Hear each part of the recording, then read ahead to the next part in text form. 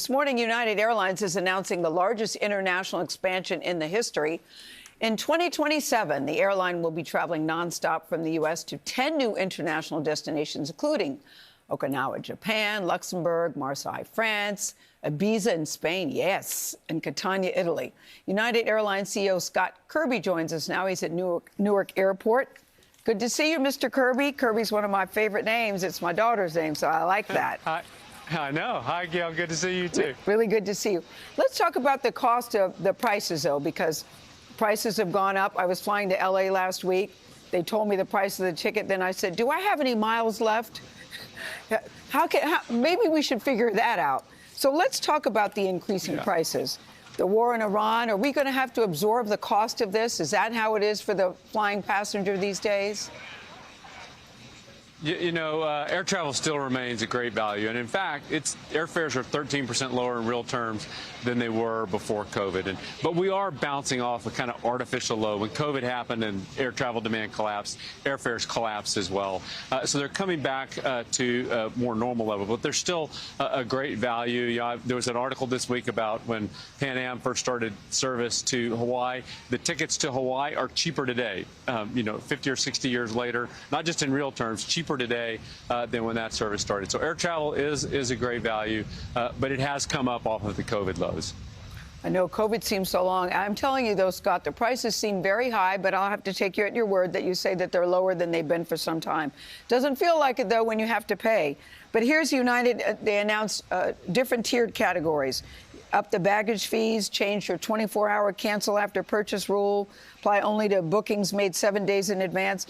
And some flyers are saying we feel very squeezed these days. What do you say to flyers that say, I know you're saying that it's low, but we're still feeling squeezed? How do you make us feel better about this? We're trying to create a great brand loyal airline that customers love. And that's really been the mission that we've been on for the last 5 or 6 years.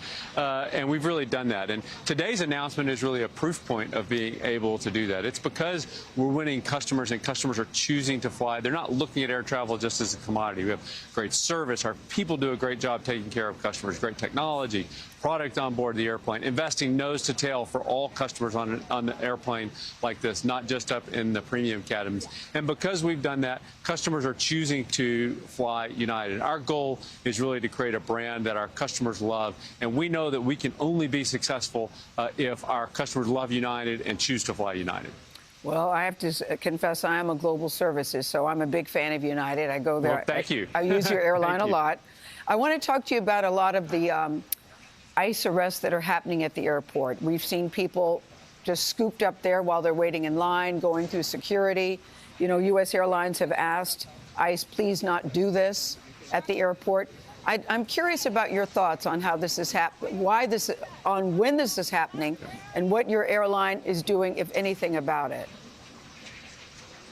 Well, we always try to work, we do work with all the relevant authorities in anything that we're doing and cooperate with them. But we also try to be an advocate for customers. And there's a lot of press about this, but it's been pretty rare in reality. In fact, I don't know of any time that it's happened on a United flight, despite all the media about it. And so we'll work with the authorities, but we also try to be an advocate for customers as well. Yeah, it's tough to see. But let's talk about the news that you wanted to break this morning, going to 10 international cities. Clearly, you and your team think this is a good business move, but why now and why these particular cities? You know, this is an exciting day for United, for our employees, and for our customers. I don't think any airline in history that I know of has ever announced 10 new international destinations in a single day. And, you know, we've been adding a lot of new cities each year in the past several years. It's more this year, partly because the aircraft manufacturers have caught up and delivered aircraft like this to us that allows us to do it. But it's also important here in Newark. Here at Newark, you know, is our primary international Atlantic gateway. You know, the FAA has, you know, after years has finally done what we asked and slotted the airport. And now Newark is the most reliable of the 3 New York airports. And now that you have Newark running the best it's ever run, that enables us to add, there's 8 new destinations out of Newark for across the Atlantic that are coming. And that really is because of what's happened here at Newark that enabled the operation to work successfully. I think it's very exciting. I fly out of Newark all the time. I love a direct flight. Before you go asking for a friend, is there any way United can put live TV on all of their flights so people could watch CBS at all times? Just asking for a friend. You know, Delta has it, JetBlue has it. We are putting Starlink on every flight, and every single customer on the airplane can stream. It's going to be on every single airplane. We're trying to get it done by next summer.